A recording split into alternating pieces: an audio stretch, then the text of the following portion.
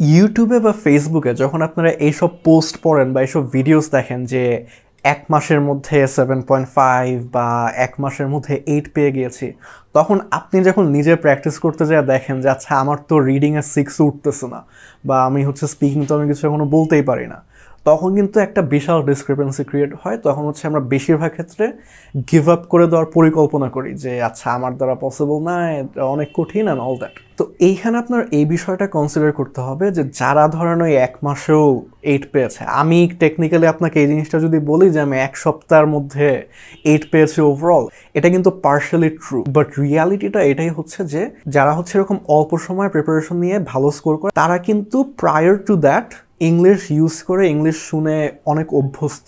So এইসব এক্সেপশনকে আপনি কিন্তু এক্সাম্পল হিসেবে সেট করতে পারেন না। আপনি আপনার লেভেলটা বোঝার চেষ্টা করেন যে কারেন্টলি আমি হয়তো বা এই লেভেলে আছি, সো আমার হচ্ছে ইমপ্রুভ করতে গেলে কি কি অ্যাডভান্টেজ লাগবে, আমার কি কোর্স করা দরকার বা হচ্ছে সেলফ স্টাডি, তারপর হচ্ছে আমার অ্যাকচুয়ালি বুঝে বুঝে ইমপ্রুভ করা দরকার। আর এখানে আমি মেইন যে পয়েন্টটা মেক করার চেষ্টা করছি এই ভিডিওতে, সেটা হচ্ছে যে ইট টেকস টাইম। বেশিরভাগ মানুষের অনেক সময় লাগে। আমার এমনও স্টুডেন্টস আছে যারা হচ্ছে লাইক 1 বছর ধরে আর কি পড়ছে, তাই বলে কি তারা ইমপ্রুভ করছে না? অবশ্যই করছে, কিন্তু ইটস টেকিং টাইম, কারণ তারা ওইভাবে ইংলিশ ইউজ করে অভ্যস্ত না। তো এই জিনিসটা একটু কনসিডার করবেন।